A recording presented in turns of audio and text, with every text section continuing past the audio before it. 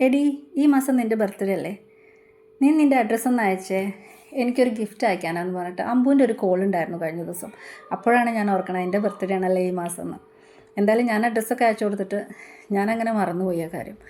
കഴിഞ്ഞ ദിവസം എനിക്കൊരു ഗിഫ്റ്റ് വന്നു. പിറന്നാളിൻ്റെ 10 ദിവസം മുന്നേ ഒരു അടിപൊളി സാരി, അമ്പൂൻ്റെ ഗിഫ്റ്റായിരുന്നു അത്. എനിക്കറിയില്ല എങ്ങനെയാണ് എൻ്റെ സന്തോഷം പറഞ്ഞറിയിക്കുക എന്നുള്ളത്. കാരണം അവൾ ആ ഗിഫ്റ്റ് അയച്ചിട്ട് അത് എനിക്ക് വേണ്ടി എൻ്റെ ഒരു നല്ല ദിവസം അവൾ ആലോചിച്ച് വെച്ചിട്ട് എനിക്കത് അയച്ചു തന്നല്ലോ. എനിക്കറിയില്ല ഇങ്ങനെയാണ് പറയാം. ഒരു മുട്ടായിയാണത് ആ സ്ഥാനത്തെങ്കിലും ഞാൻ ഹാപ്പി ആയിരുന്നു. കാരണം പലപ്പോഴും എൻ്റെ ബർത്ത്ഡേ എന്നെ പ്രസവിച്ച എൻ്റെ അമ്മയ്ക്ക് പോലും ഓർമ്മ ഉണ്ടാവാറില്ല. തിരക്കൊണ്ടായിരിക്കും. പക്ഷെ എന്നാലും ചില വർഷങ്ങളിലൊക്കെ എനിക്കത് സങ്കടം വരുന്ന കാര്യം കേട്ടോ.